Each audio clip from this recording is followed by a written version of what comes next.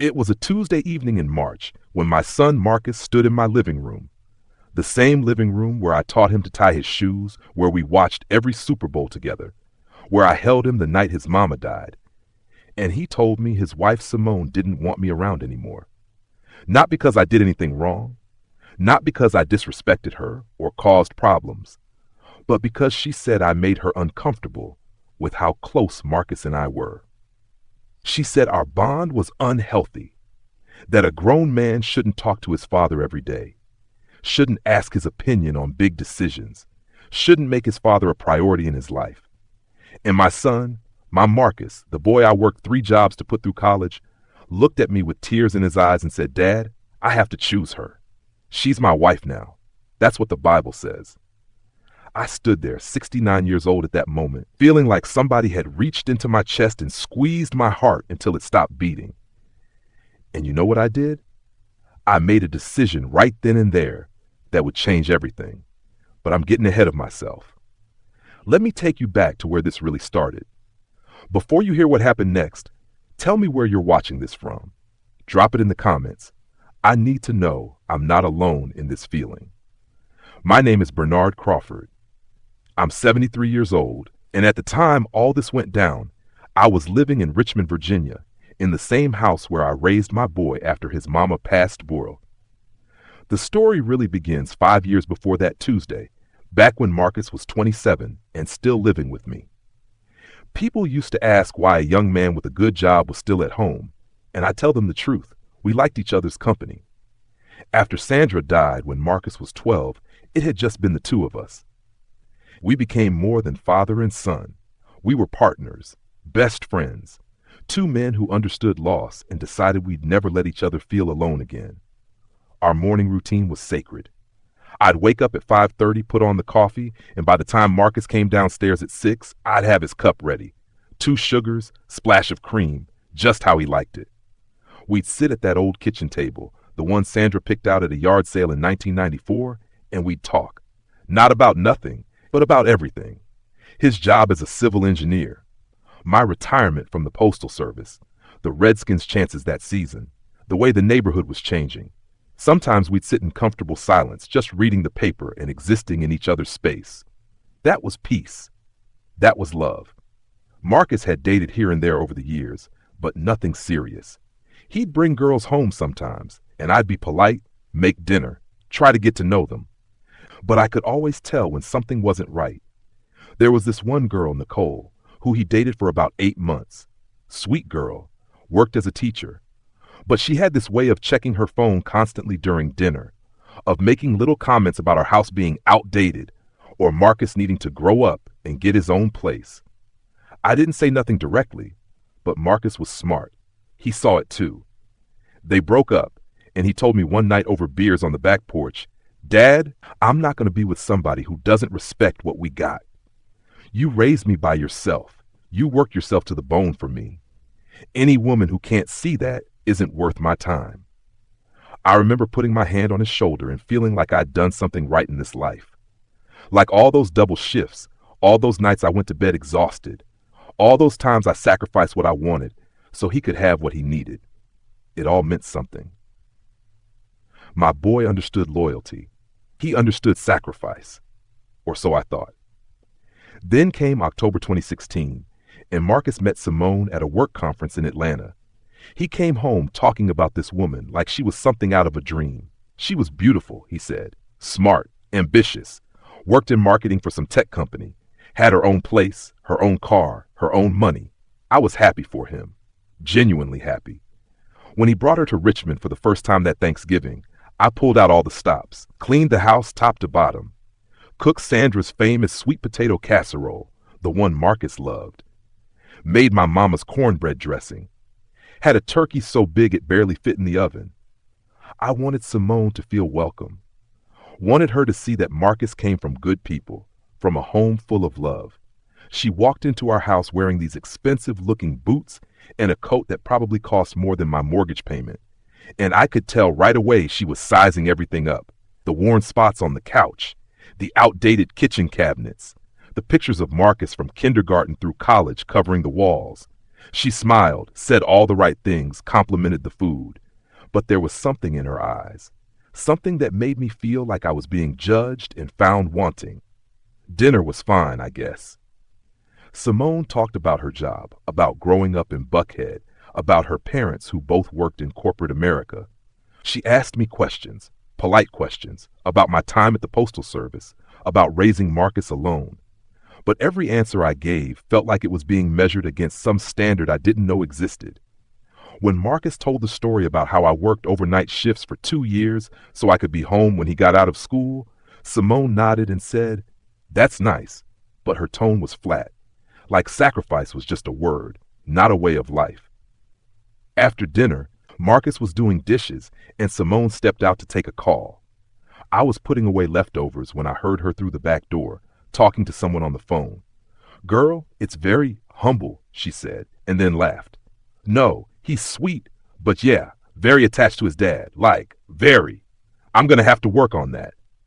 Something cold settled in my stomach right then, but I pushed it away, told myself I was being paranoid, that I was just afraid of losing my son to someone new. Over the next few months, Marcus started changing. Small things at first. He'd come home from visiting Simone in Atlanta and suddenly have opinions about our house that never bothered him before. "Dad, don't you think we should update the kitchen?" "Dad, maybe we should get rid of some of these old pictures." "Dad, Simone thinks it's weird that we still eat dinner together every night." I'd laugh it off, but inside I was starting to feel something I hadn't felt in years. Fear. Fear that the life Marcus and I had built, the bond we'd forged through grief and hard work and unconditional love, was being seen as something wrong, something that needed to be fixed. Then came the engagement. Marcus called me from Atlanta on a Saturday morning in June 2017, his voice full of joy telling me he proposed and Simone said yes. I congratulated him, told him I was happy for him, and I was. But I also felt something else. This something I didn't want to admit. I felt like I was about to lose the only family I had left. At the end of that call, Marcus said, "Dad, you're still going to be my number one. That's never going to change." And I believed him. God help me, I believed him. That was my first mistake. The wedding was set for May 2018, and from the moment planning started, I could feel myself being pushed to the edges. Simone's parents, Gerald and Patricia Winters, took over everything. They had money, real money, and they made sure everyone knew it. The wedding was going to be at some fancy country club in Atlanta with 300 guests. The budget was over $80,000. I offered to contribute what I could, maybe $5,000 or $6,000 I'd been saving. But Gerald actually laughed. Not a mean laugh exactly, but one that made me feel small. "Bernard, don't worry about it," he said, clapping me on the shoulder like I was a child. "We've got this covered. You just show up and enjoy yourself." Marcus didn't say nothing, just stood there while his future father-in-law made me feel like my contribution didn't matter, like I didn't matter. I swallowed that feeling down with all the others that had been piling up. The months leading to the wedding were full of little moments that should have told me everything I needed to know. Marcus started spending more and more time in Atlanta. Then he started talking about moving there permanently after the wedding. "Simone's job is there, Dad," he explained one night.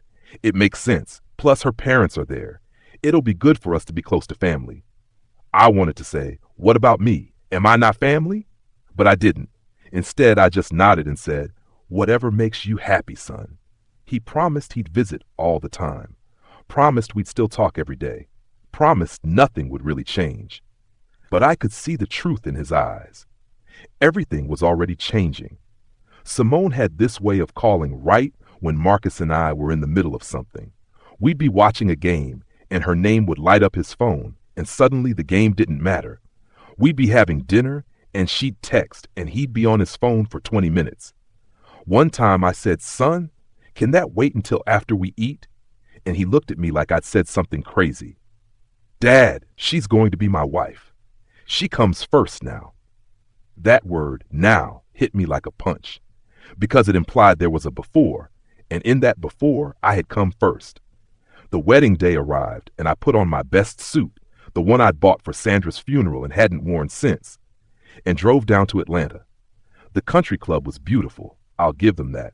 All white flowers and string lights and people in expensive clothes drinking champagne in the middle of the afternoon. I felt out of place immediately. People kept asking me how I knew the couple, and when I'd say, I'm Marcus's father, they'd get this look on their face like they were trying to remember if they'd heard about me, like I was a footnote in my own son's life story.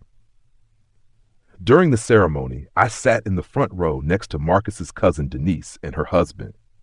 The Winters family took up 3 rows on the other side. When the preacher asked who gives this bride away, Gerald stood up, beaming like he was presenting a prize. Nobody asked who stood for the groom. I sat there watching my boy, looking so happy in his tuxedo, and I felt proud. But I also felt something breaking inside me. After Sandra died, it had been my job to stand for Marcus, to be his everything. And now, nobody even thought to acknowledge that. The reception was worse. I was seated at a table with some of Marcus's co-workers I'd never met, while the Winters family held court at the center of the room. During the father-daughter dance, Gerald and Simone glided across the floor to some Frank Sinatra song, and everyone took pictures and dabbed their eyes. Beautiful moment. Then the DJ said it was time for the mother-son dance, and I felt my chest tighten. Marcus looked around, confused, and I saw Simone whisper something to him. The DJ started playing a song, I don't even remember what it was, and Marcus walked over to Patricia Winters, Simone's mother, and asked her to dance.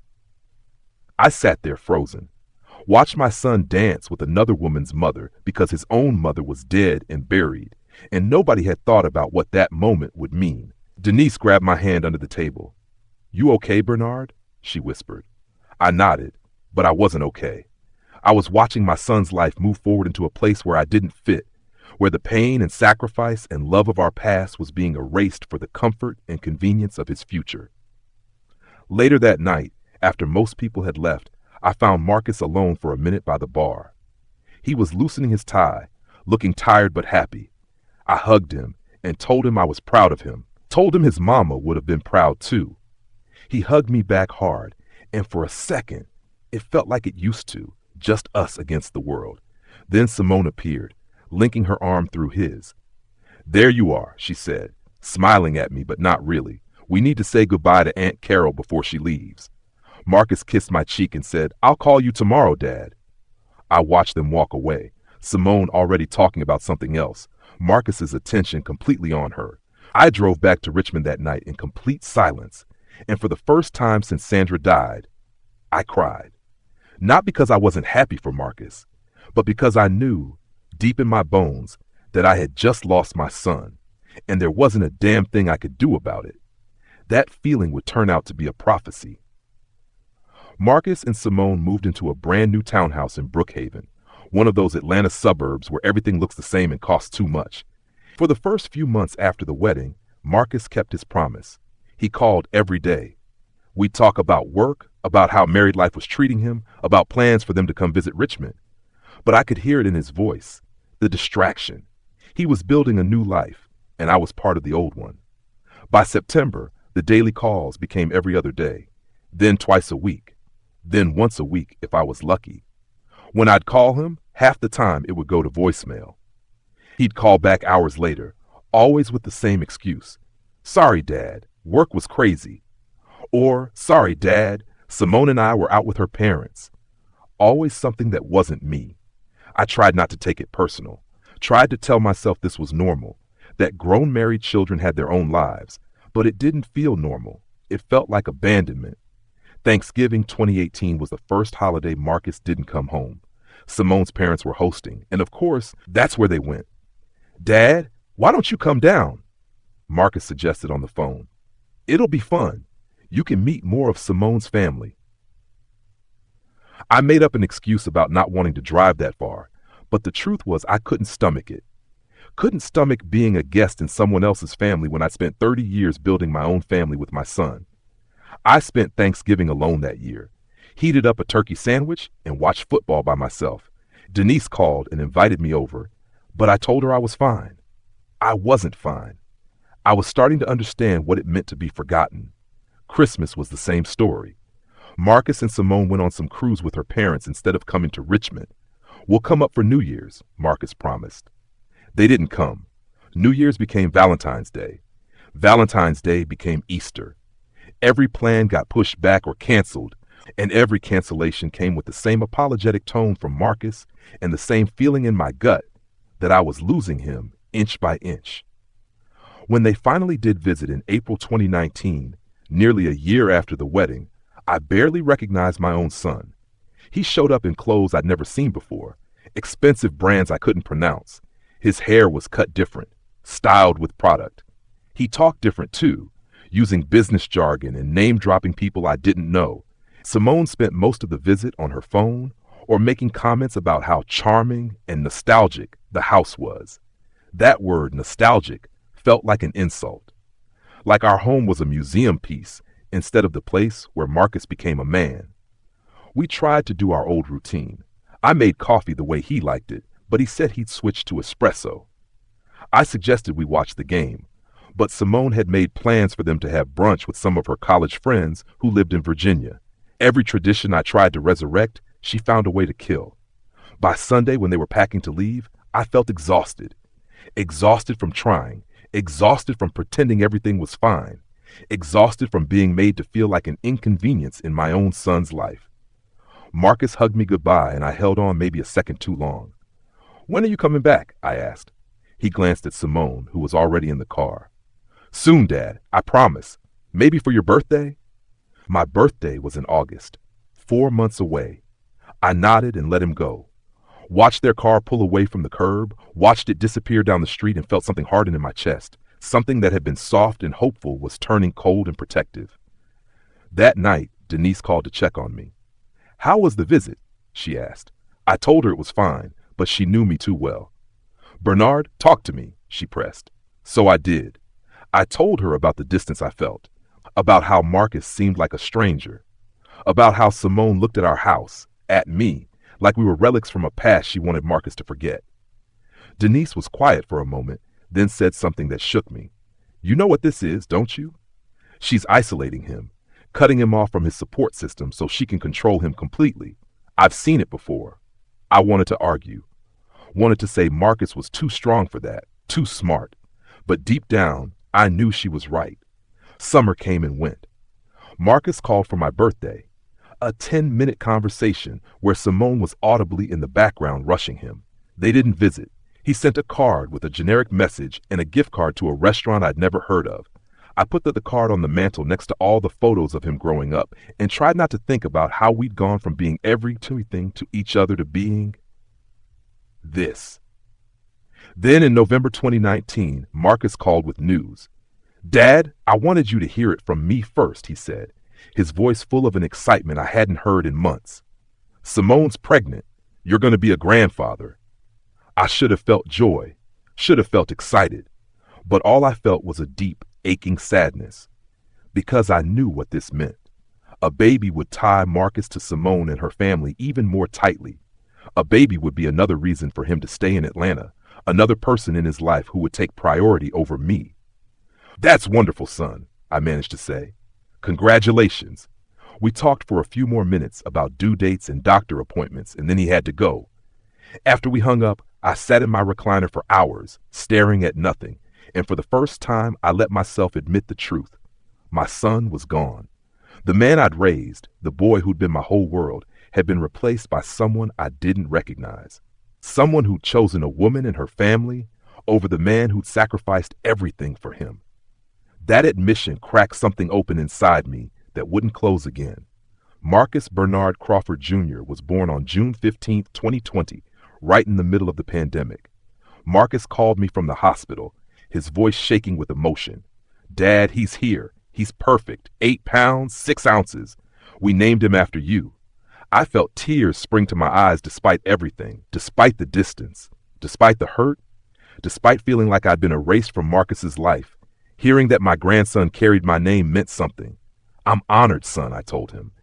"I can't wait to meet him." Marcus promised I'd be on the first flight to Atlanta once things were safer. I believed him because I needed to believe him, because hope was all I had left. But weeks turned into months, and I still hadn't met my grandson. COVID was the excuse at first, and that made sense. But by fall, things were opening up. People were traveling, And still, no invitation came. I'd see pictures on Facebook, Simone's parents holding the baby, Simone's sister visiting, even Simone's college friends meeting little MJ, as they called him. But not me, not the man he was named after. I finally said something in October during one of our increasingly rare phone calls. "Marcus, when can I come meet MJ?" I tried to keep my voice casual, but I'm sure he heard the desperation underneath. There was a pause then. Simone's worried about exposing the baby to anyone outside our bubble, Dad. Her parents are here helping, and they're being really careful. Maybe after the holidays? I wanted to scream. Wanted to ask why her parents were safe, but I wasn't. Wanted to ask why I wasn't part of his bubble when I'd been his entire world for so many years. But I didn't. I just said, "Okay, son, whatever's best for the baby." After we hung up, I sat there feeling something I'd never felt toward Marcus. Anger. Real hot anger. How dare he shut me out? How dare he let that woman dictate whether or not I could meet my own grandson?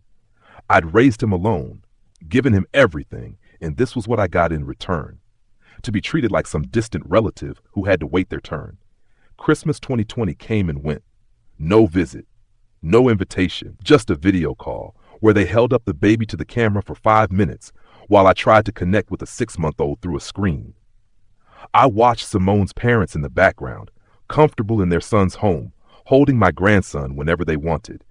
And something inside me started to break for real. By spring 2021, I stopped asking to visit, stopped suggesting they come to Richmond. What was the point? Every suggestion was met with an excuse or a vague maybe soon that never materialized. Marcus called less and less. Our conversations became transactional, surface-level updates with no real connection. The man who used to tell me everything now told me nothing that mattered. When I'd ask about MJ, he'd give me basic updates. "He's crawling now. He said his first word." But no stories, no real sharing. Like I was someone to inform, not someone to include. Then came my birthday in August 2021. I turned 72 that year, and I spent the day alone. Marcus called in the afternoon, apologized for not being able to visit because MJ had an ear infection. I told him it was fine, that I understood, but it wasn't fine. Nothing was fine. That night, I sat on my back porch with a beer and took stock of my life. I dedicated everything to raising my son. Given up dating, gave up chances to remarry, gave up friendships and hobbies and dreams because Marcus came first, always. And what did I have to show for it? An empty house, a son who barely called, a grandson I'd seen in person exactly 0 times, and a daughter-in-law who'd successfully cut me out of my own family. I thought about calling Marcus, thought about telling him how much I was hurting. But what good would it do? He'd chosen his path. He'd chosen Simone and her family and his new life. I was just a relic from his old one. September 2021 brought the final straw before the real breaking point. I found out through Facebook, not from Marcus directly, that they'd had MJ baptized. There were pictures everywhere. Simone's parents holding him in his little white gown. Simone's sister as godmother. Some friend of theirs from church as godfather. A whole ceremony, a whole celebration. And I wasn't there, wasn't invited, wasn't even told it was happening. I stared at those pictures for an hour, feeling something die inside me. This wasn't about the pandemic anymore. This wasn't about distance or busy schedules. This was intentional. I was being erased. When I finally called Marcus, he had the nerve to sound surprised. "Oh, Dad, I'm sorry. Things happened so fast and Simone's parents were already here and we just..." He trailed off, knowing there was no good ending to that sentence. "You just forgot about me," I finished for him. "Marcus, I wasn't even told. I had to find out on Facebook like some stranger." He was quiet for a long time. Then he said the words that made me realize how far gone he really was. "Dad, Simone didn't think you'd want to come all this way for it. She was trying to save you the trouble." I hung up, just pressed end and sat there shaking. That woman was speaking for me now, deciding what I would or wouldn't want, and my son was letting her. That's when I knew, if I didn't do something drastic, I'd spend the rest of my life being a ghost in my own son's story. The question was, what could I do?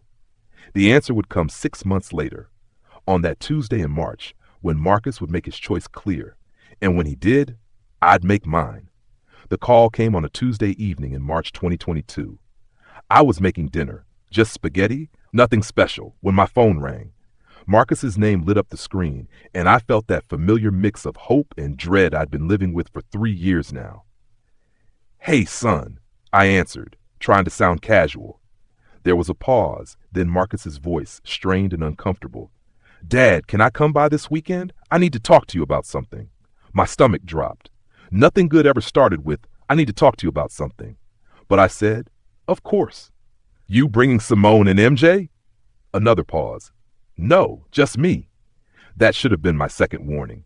When Saturday came, I'd cleaned the house and made his favorite meal, pot roast with carrots and potatoes, the way his mama used to make it. I thought maybe this visit was a turning point. Maybe he was finally realizing how much distance had grown between us. Maybe he missed what we had. Marcus showed up at noon, and the moment he walked in, I could see the tension in his shoulders. We hugged, but it felt obligatory. He complimented the house, said it looked good, but his mind was clearly somewhere else. We made small talk over lunch, safe topics like work and the weather and the commander's terrible season. I kept waiting for him to bring up whatever he'd come to say, but he kept dancing around it. Finally, over coffee in the living room, I said, Son, what's going on? You didn't drive 2 hours just to talk about football. He set down his cup and wouldn't meet my eyes. That's when I knew. Whatever was coming, it was bad. Dad, Simone and I have been talking, he started. My jaw tightened at her name. She feels like...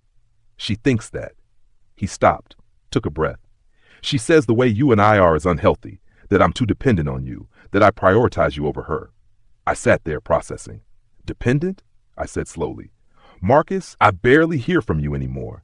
I haven't seen you or my grandson in almost 2 years. How exactly am I the problem? He flinched at my tone, but pushed forward. She says that even when we do talk, I always mention what you think about something or what advice you'd give. She says I can't make decisions without consulting you first. I wanted to laugh, but there was nothing funny about this. Son, I raised you to think things through, to value wisdom and experience. Is that a bad thing? And when's the last time you actually asked my advice about anything important? When's the last time you included me in a major decision? He looked uncomfortable. That's kind of the point, Dad. Simone thinks we need some distance, that I need to establish boundaries. There was that word, boundaries. The word people used when they wanted to cut someone out but make it sound reasonable. What kind of boundaries? I asked, my voice hardening. Marcus shifted in his seat. She thinks we should talk less frequently, maybe once a month instead of every week, and that visits should be planned way in advance, and that you should understand that my priority now is my wife and son. I felt something cold settle in my chest. Your priority is your wife and son, I repeated. And what am I, Marcus? What am I in this equation? He finally looked at me, and there were tears in his eyes. You're my father. I love you, but Simone is my wife. The Bible says a man leaves his father and mother and cleaves to his wife. That's what I have to do. I stood up, needing to move, needing to do something with the rage building inside me. The Bible, I said, my voice shaking. You're going to quote the Bible at me? The same Bible that talks about honoring your father and mother? The same Bible that talks about children being a blessing and grandparents being a crown? You're going to use scripture to justify cutting me out of your life? Marcus stood too, hands up like he was trying to calm me down. Dad, nobody's cutting you out. We're just adjusting, creating healthier dynamics. Healthier. Like what we had before was sick. Like the love and sacrifice and bond built through grief and hard work was something toxic that needed to be cured. Let me ask you something, I said, my voice low and dangerous. When your mama died and it was just us, did I make you feel like a burden? Did I ever make you feel like you were too much, like you needed to create distance? Marcus shook his head, tears streaming now. No, Dad? Never. That's right. Because family doesn't work like that. Real family doesn't ask you to choose. Real family doesn't see love as a competition. But that woman you married, she sees it that way. And instead of defending what we have, instead of standing up for the man who raised you by himself, who worked himself half to death to give you everything, you're choosing her. The words hung in the air like smoke. Marcus wiped his face. I have to choose her, Dad. She's my wife. And there it was, the line in the sand, the moment that would define everything that came after. I looked at my son, really looked at him, and saw a stranger. Saw a man who'd been manipulated into believing that love was finite, that honoring his father somehow dishonored his wife. Saw a man who'd forgotten where he came from and what it cost to get him where he was. Then you've made your choice, I said quietly, and I'm gonna make mine. Marcus's eyes went wide. What does that mean? I walked to the door and opened it. It means if I'm too much, if our relationship is too unhealthy, then I'll remove myself from the equation. You want distance? You got it. You want boundaries? Consider them established. From now on, don't call me unless it's an emergency. Don't come by. Don't send pictures of my grandson that I'm not allowed to see anyway. You go build your life with Simone and her family. I'm done fighting for a place in my own son's life. Marcus's face crumpled. Dad, don't do this, please. But I was past pleading, past begging, past making myself small so I could fit into whatever cramped corner of his life Simone was willing to give me. I spent 30 years putting you first, Marcus. Every decision I made, I asked myself if it was good for you. Every sacrifice, every long night, every dream I gave up, it was all for you. And you're throwing that away because your wife is jealous of the bond we have? Because she's insecure? I shook my head. You made your choice. Now live with it. He stood there for a long moment, maybe hoping I'd take it back, but I didn't. Finally, he walked to the door, stopped in front of me. I love you, Dad, he whispered. I know, I said, but love without loyalty, without respect, without honor, that's not worth much. I watched him walk to his car, watched him sit in the driver's seat for 5 minutes, probably crying, probably calling Simone. Then he drove away. I closed the door, walked to my recliner and sat down. The house was quiet. So quiet I could hear the clock ticking in the kitchen. And I realized this was my future now. This silence, this emptiness. But here's what Marcus didn't understand. What Simone definitely didn't understand. I'm Bernard Crawford. I survived losing my wife. I survived raising a child alone. I survived 30 years of sacrifice without complaint. And I'd survive this too. But I'd survive it on my terms. They wanted me gone? Fine. I'd be gone. But they'd learn something real important real fast. You don't know what you've got until it's gone. And I was about to teach my son the hardest lesson of his life. The price of choosing wrong. The cost of forgetting where you came from. Now, if you're still with me, drop a comment and tell me where you're watching from. Because what happened next, the months that followed my decision, that's when things really got interesting. That's when Marcus realized that the man he'd taken for granted wasn't going to be there to catch him when he fell. And brother, was he about to fall. The first week after Marcus left my house, my phone didn't ring once. Not a call, not a text, nothing.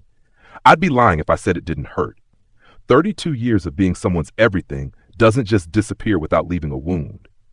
But I meant what I said. If my son wanted distance, he'd get more distance than he bargained for. I went about my life like I'd done before Marcus was born. Simple, quiet, independent. I started going to the senior center on Wednesdays for cards. Started having breakfast at Lucille's Diner every Saturday morning. Started reading again, something I hadn't had time for in years. And you know what? It felt good. Felt like reclaiming pieces of myself I'd buried under 30 years of fatherhood. Denise called me almost daily, checking in. You doing okay, Bernard? She'd ask. I'd tell her I was fine, and mostly I meant it. But at night, lying in bed, I'd think about MJ. Wonder what he looked like now at almost 2 years old. Wonder if he'd ever know his grandfather. Wonder if Marcus would tell him stories about me, or if I'd just become a name on a birth certificate. 2 weeks in, Marcus called. I almost didn't answer, but curiosity got the better of me. Dad, he said, his voice small. I just wanted to check on you. I kept my tone neutral. I'm fine, Marcus. What do you need? The formality threw him off. I just wanted to hear your voice. Well, you've heard it. Anything else? There was a long silence. Then, Dad, please don't do this. I'm trying here. And that's when I let him have it. Not with anger. Anger would have meant I still cared enough to fight. No, I gave him something worse. Cold, hard truth. Marcus, you came to my house and told me your wife thinks our relationship is unhealthy. You told me I need to take a back seat in your life. You chose her comfort over my dignity. So this is me respecting your decision. This is what distance looks like. You wanted it, you got it. He tried to argue, tried to say that's not what he meant, but I cut him off. Is there an emergency? No, but then we don't need to talk. You take care of yourself, son. I hung up, sat there staring at the phone, my hands shaking. It took everything in me not to call him back, not to apologize, not to be the bigger person. But I was done being the bigger person. Done sacrificing my peace for someone who didn't value it. April turned into May, and I started hearing things through the grapevine. Denise would tell me what she heard from other family members who were still in contact with Marcus. Apparently, he was struggling. Work was stressful. Money was tight because Simone had quit her job to be a stay-at-home mom, and Atlanta wasn't cheap. MJ was going through a difficult phase, not sleeping well, always crying. The kind of problems a young father needs his own father to talk through. But Marcus didn't call. Not for advice, not for support, not for anything. And I didn't reach out either. Let him figure it out on his own. Let him learn what it's like to navigate fatherhood without the man who'd already walked that road. Around this time, I started getting friend requests on Facebook from some of Simone's family members. Thought that was strange until I realized what they were doing, checking on me, seeing if I was posting anything negative about Marcus or Simone.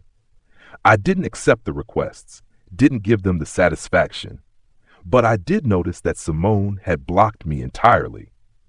Couldn't see pictures of my grandson anymore, couldn't see updates about their life. I was being erased systematically, and it confirmed everything I'd suspected about that woman from day one. Then came Father's Day 2022, and I braced myself for the pain of it.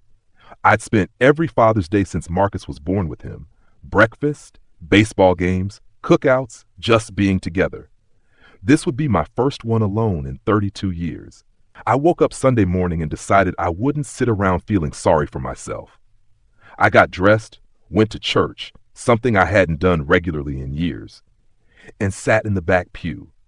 The sermon was about the prodigal son, and I swear Pastor Williams was looking right at me when he talked about the father waiting for his wayward child to come home. But here's the thing nobody talks about with that parable. That father had every right to write his son off, had every right to say, "You made your bed, now lie in it." The fact that he didn't doesn't make him better than fathers who would. It just makes him different. After church, I treated myself to a nice lunch, came home and spent the afternoon on my porch watching the neighborhood kids play. Around 6 in the evening, my phone buzzed. A text from Marcus. "Happy Father's Day, Dad. I love you." That's it. No call, no visit, no real effort. Just a text like I was someone on his contact list he had to check off. I stared at that message for 10 minutes, considering my response. Finally, I typed back, "Thank you." Nothing more, nothing less. What Marcus didn't know was that I'd started keeping a journal. Every time I wanted to call him, every time I missed him, every time I thought about caving and being the one to fix things, I wrote it down instead. Pages and pages of everything I wanted to say but wouldn't.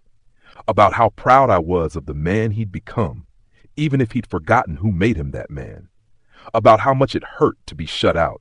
About how I hoped one day he'd understand what he'd thrown away.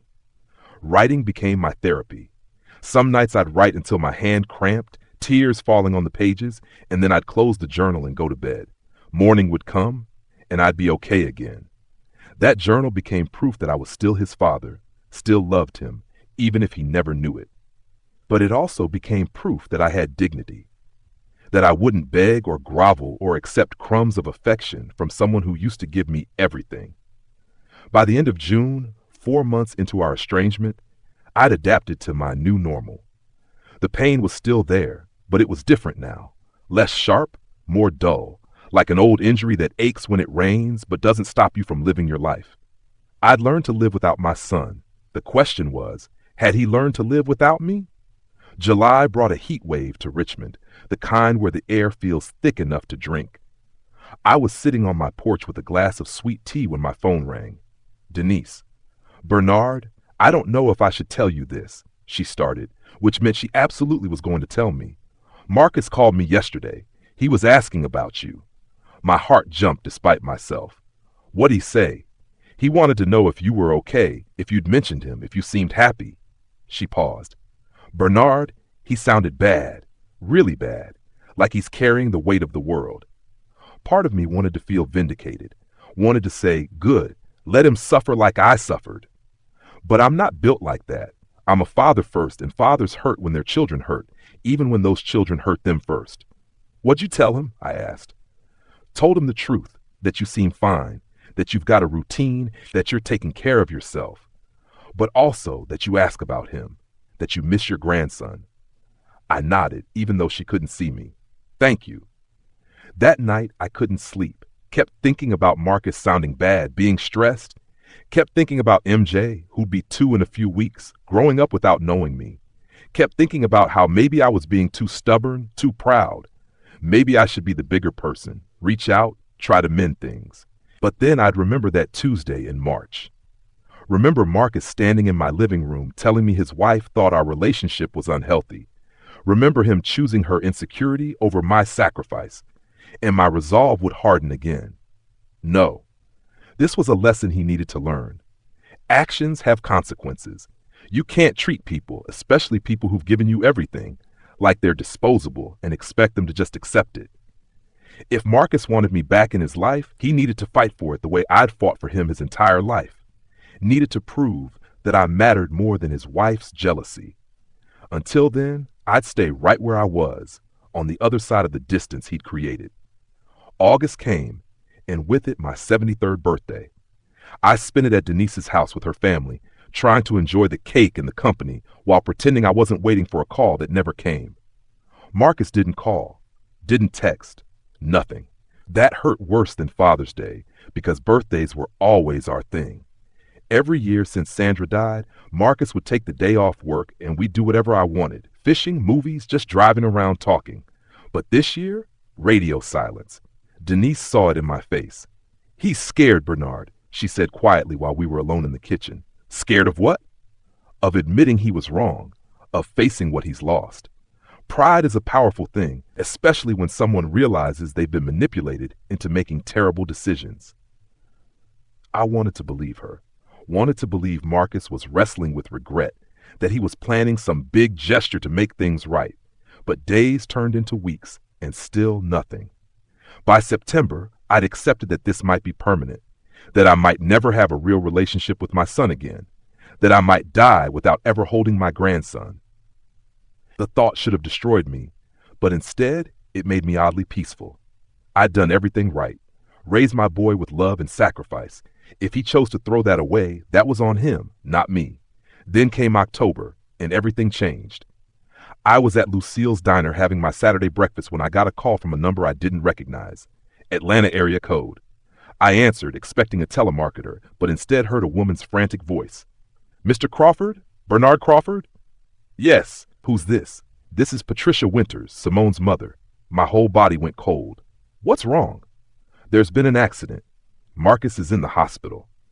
Time stopped. Every bit of distance, every ounce of pride, every justified hurt evaporated in that moment. What happened? My voice cracked. He was in a car accident yesterday. A truck ran a red light. He's stable now, but it was bad, Mr. Crawford. Really bad. He has a concussion, broken ribs, his leg is fractured. He's been asking for you. I was already moving toward my car. Which hospital? She gave me the information, and I was on the road to Atlanta within 20 minutes, not even bothering to pack a bag. All I could think was, God, please don't take him from me. Not like this. Not when things are broken between us. Please. The 4-hour drive felt like 40. I kept replaying every moment of the last 7 months, every stubborn decision, every time I'd let a call go to voicemail, every time I'd chosen pride over love. What if he died not knowing how much I still cared? What if the last real conversation we had was me telling him to live with his choice? What if I never got to tell him that I forgave him, that I understood, that I'd always be his father no matter what? By the time I got to Grady Memorial Hospital in Atlanta, I was a wreck. Found his room on the 3rd floor and stopped outside the door, suddenly terrified. What would I say? What would he say? Would Simone even let me in? I pushed the door open anyway. Marcus was in the bed, bruised and bandaged, monitors beeping around him. Simone was in a chair next to him, holding his hand. When she saw me, her face went through about 5 different expressions: surprise, guilt, resentment, and finally resignation. But Marcus's face when he saw me, that broke something in both of us. "Dad," he whispered and started crying. I crossed that room in 3 steps, careful not to hurt him, and grabbed his hand. "I'm here, son. I'm here." Simone excused herself, mumbled something about getting coffee, and suddenly it was just me and Marcus. He looked so much younger lying in that hospital bed, vulnerable and hurt, and I saw him as he was at 12 when his mama died, scared and needing his father to make everything okay. "I'm sorry, Dad," he said, his voice breaking. "I'm so sorry for everything." I squeezed his hand. "Don't worry about that now. Just focus on getting better." But he shook his head, wincing at the movement. "No, I need to say this. I've needed to say it for months. You were right. About everything. About Simone, about the distance, about me choosing wrong." He took a shaky breath. "The accident, Dad, it happened because I was distracted. I was on the phone arguing with Simone about money. We've been arguing about money for months. She spends like we're rich, but we're drowning in debt. Credit cards maxed out, behind on the mortgage, and she won't stop. Won't get a job, won't cut back, just keep spending." I listened, feeling anger rise, not at Marcus, but at the situation he'd been trapped in. "Last night before the accident," he continued, "I told her we needed help. Told her I wanted to call you, ask your advice about managing the debt. And she lost it. Screamed at me, said if I called you she'd leave and take MJ. Said I had to choose, her or you. Again. And I was so angry, so tired of choosing, that I got in the car and just drove. Wasn't paying attention. Didn't see the truck until it was too late." Tears were streaming down his face now. "I almost died, Dad. And all I could think while I was lying on that pavement waiting for the ambulance was that I'd die without telling you how wrong I was. How much I missed you. How much I needed you." I felt my own tears coming. "Marcus, I never stopped being here for you. I was just waiting for you to realize you needed me. Waiting for you to fight for us the way I always fought for you." He nodded, then said something that changed everything. "There's more, Dad. Things you don't know. Things I'm ashamed of." I pulled a chair close. "Tell me." And so he did. Told me how Simone had been controlling from the beginning, but he'd been too in love to see it. How she'd systematically isolated him from everyone who cared about him. Old friends, cousins, co-workers. How she monitored his phone, his emails, his bank accounts. How she'd convinced him that everyone in his life before her was holding him back, including me. "She used the Bible against me," Marcus said bitterly. "Twisted scripture to make me think that loving you, depending on you, talking to you was somehow sinful. That I couldn't be a good husband unless I completely separated from you. And I believed her because I wanted to be a good husband. Because I thought that's what love looked like. Sacrifice and devotion. But Dad, it's not sacrifice when someone forces you to give up everything. It's manipulation." I felt rage towards Simone unlike anything I'd felt before, but I kept my voice calm. "Why didn't you tell me? Why didn't you ask for help?" He looked away, ashamed. "Because she made me believe you were the problem. That you were possessive, controlling, unhealthy. She showed me articles about enmeshment and codependency, made me think our relationship was toxic, and part of me believed it because it was easier than admitting I'd married someone who was destroying me from the inside out." We sat in silence for a moment, me processing everything he'd said. Finally, I asked, "What happens now, son? Because you know I'll help you, whatever you need, but you've got to be willing to make hard choices." Marcus met my eyes. "I want out, Dad. I want a divorce. I want to take MJ and come home to Richmond. I want my life back. But I'm scared. Scared she'll fight me for custody. Scared she'll clean out what little money we have left. Scared I'll lose my son the way I almost lost you." Before I could respond, the door opened and Simone walked in. She stopped when she saw us, clearly having heard the tail end of our conversation. Her face went from concerned wife to something cold and calculating in seconds. "Marcus, baby, you're tired," she said, her voice syrupy sweet. "You're not thinking clearly. The pain medication is making you confused." Marcus's hand tightened on mine. "I'm thinking clearer than I have in years, Simone." She looked at me with pure hatred. "You need to leave. You're upsetting him." I started to stand, not wanting to cause Marcus more stress, but he pulled me back. "No, Dad stays. You're the one who needs to leave." Simone's mask cracked completely. "Are you serious right now?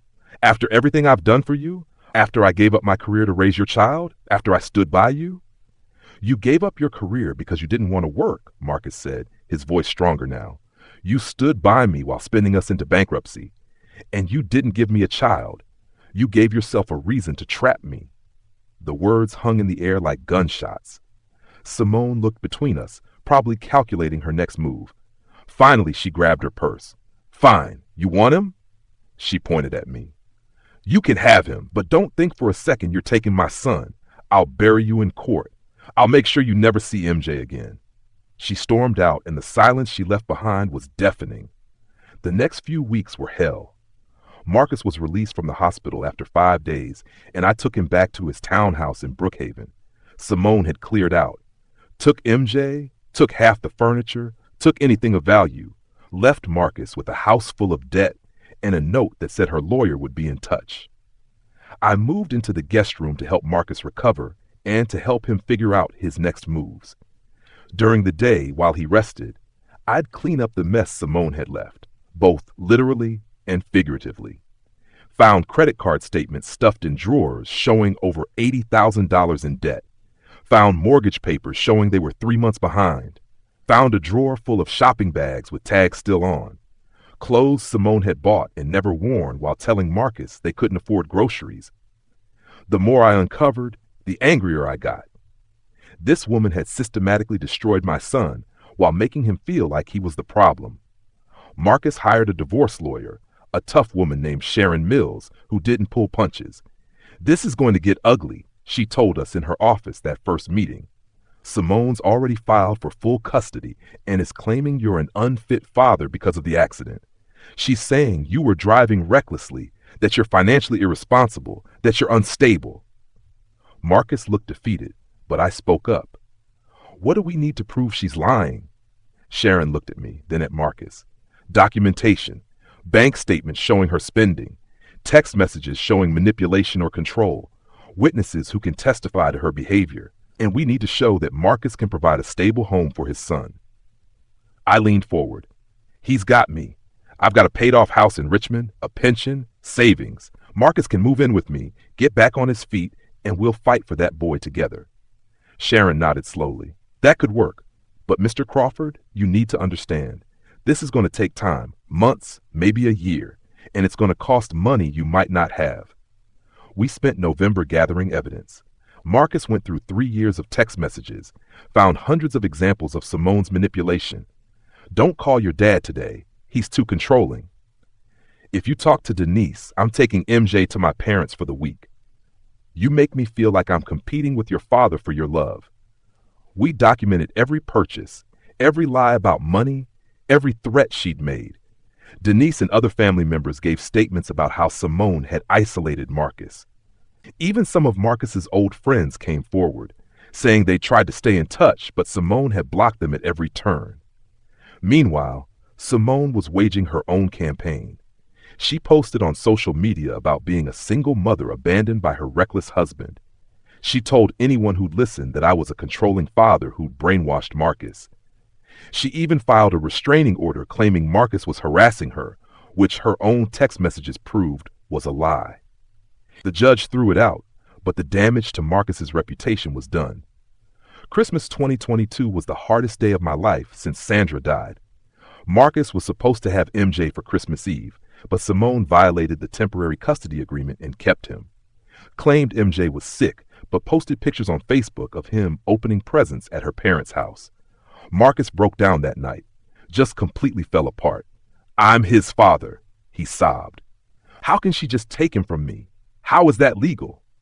I held my son while he cried, feeling helpless and furious. We'll get him back, I promised.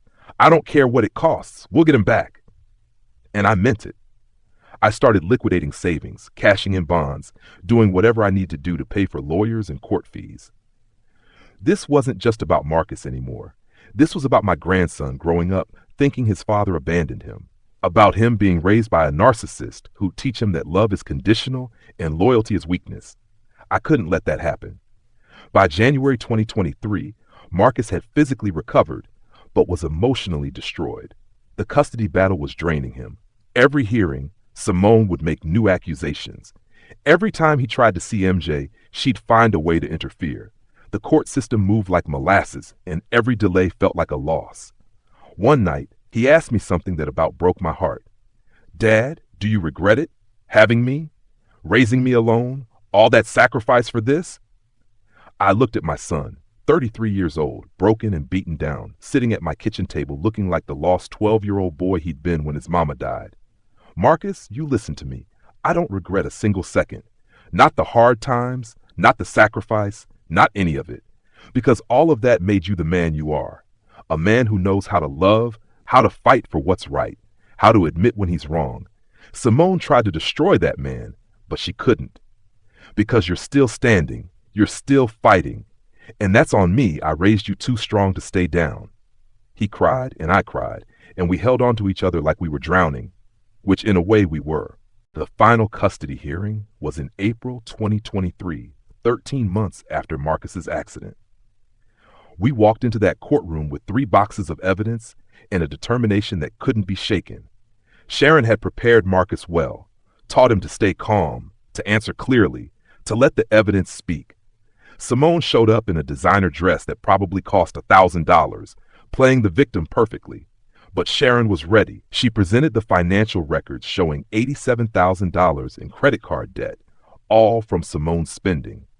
Showed the text messages where she threatened to keep MJ from Marcus if he didn't do what she wanted. Brought in Denise and Marcus's friends to testify about the isolation. Even brought in a child psychologist who'd evaluated MJ and found that the child showed signs of being coached against his father. The turning point came when Sharon asked Simone about her current employment status. "I'm a stay-at-home mother," Simone said proudly. "And how are you supporting yourself and your son?" "My parents help, and I receive child support from Marcus." Sharon pulled out bank statements. "These show that your parents have given you over $50,000 in the last year. They've paid your rent, your car payment, your credit cards." Meanwhile, Marcus is living with his father in a paid-off home in Richmond, has secured a job with a civil engineering firm there, and has completed parenting classes and financial counseling. "Can you explain why you believe your situation is more stable for a child?" Simone fumbled, tried to spin it, but the judge saw through it. The final blow came when the judge asked to speak to MJ privately. The boy was almost 3 now, and while he couldn't testify formally, the judge could assess his reaction to both parents. When they brought Marcus in to see him, MJ ran to his daddy, just ran right into his arms like he'd been waiting for him. When they brought Simone in, MJ was polite but distant. The judge noticed. 2 weeks later, the verdict came. Joint custody with Marcus having primary placement. Simone would have MJ every other weekend and 1 evening a week. She'd have to pay back Marcus for half the marital debt. And the judge made a special note that MJ needed a relationship with his paternal grandfather, ordering that Simone not interfere with that relationship. Marcus called me from the courthouse, his voice shaking with joy and relief. "We won, Dad. We won." I sat down in my kitchen, feeling years of weight lift off my shoulders. "When do you bring him home?" "Friday. I pick him up Friday and bring him home." That Friday in May 2023 was one of the best days of my life. I'd prepared the spare bedroom for MJ, painted it blue, put up posters of trucks and dinosaurs, got a little bed shaped like a race car. When I heard Marcus's car pull up, I walked out on the porch and saw them. My son looking healthier and happier than he had in years, and my grandson, Marcus Bernard Crawford Jr., seeing his grandfather's house for the first time. Marcus carried him up the steps. "MJ, this is your Grandpa Bernard. This is Pop Pop." MJ looked at me with Sandra's eyes, brown and bright and full of wonder. "Hi, Pop Pop," he said shyly. I felt tears coming but held them back. "Hi there, little man. You hungry?" Pop Pop made cookies. That night, after MJ was asleep in his race car bed, Marcus and I sat on the back porch with beers. "I owe you everything, Dad," he said quietly. "You owe me nothing," I replied. "That's what fathers do. We show up. We fight. We never give up on our kids, even when they give up on themselves." He was quiet for a moment. "I'm sorry it took me so long to find my way back." I put my hand on his shoulder. "You found your way back when it mattered. That's all that counts." We sat in comfortable silence, listening to crickets and the distant sound of the train that ran through Richmond. It felt like old times, felt like healing. Marcus broke the silence. You think MJ will be okay after everything? I nodded. He's got you. He's got me. He's got Denise and all the family who love him. He's got a foundation now that Simone can't shake. He's going to be more than okay. He's going to be strong, just like his daddy. Marcus smiled, the first real smile I'd seen from him in years, just like his grandpa. Summer came, and with it a new rhythm. Marcus started his new job, and I became MJ's primary caregiver during the day. We'd have adventures, the park, the library, the ice cream shop. I'd tell him stories about his daddy as a little boy, about his grandma Sandra, about family and love and loyalty.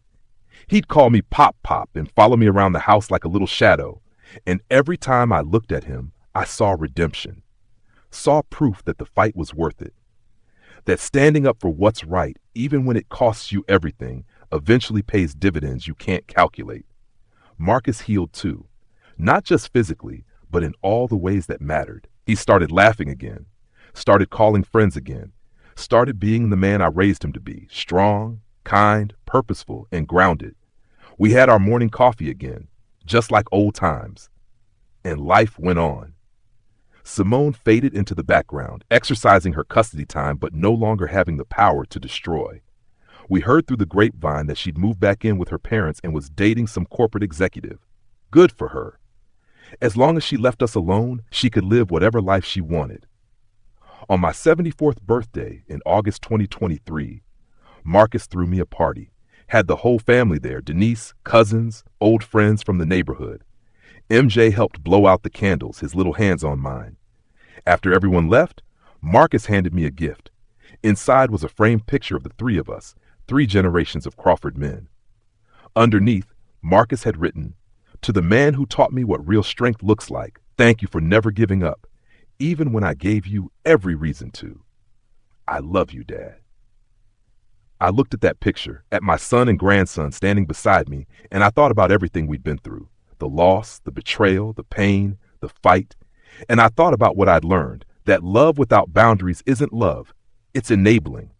That standing up for yourself doesn't make you cruel, it makes you whole. That sometimes the hardest thing and the right thing are the same thing. And that real family, true family, is worth fighting for, even when it hurts, especially when it hurts. So here I am, sitting in this same quiet house, but it's not quiet anymore. It's full of life and laughter and the sound of a little boy calling for his pop pop. Full of second chances and hard-won peace. Was it worth it? Every single second. Every tear, every sleepless night, every moment I stood firm when everything in me wanted to cave. Because I got my son back. I got my grandson. I got my family. And Simone? She taught Marcus the most valuable lesson of his life. Not everyone who loves you knows how to love you right. And not everyone who says family understands what family means, but I do. And now so does Marcus.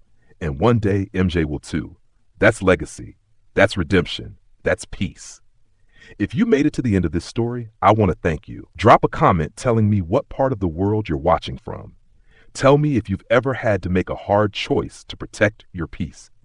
Tell me if you've ever had to fight for family when family didn't fight for you. Because these stories, they matter. Your stories matter. And sometimes just knowing we're not alone in the struggle is enough to keep us going. Until next time, this is Bernard Crawford, signing off. Remember, peace doesn't come cheap, but it's always worth the price.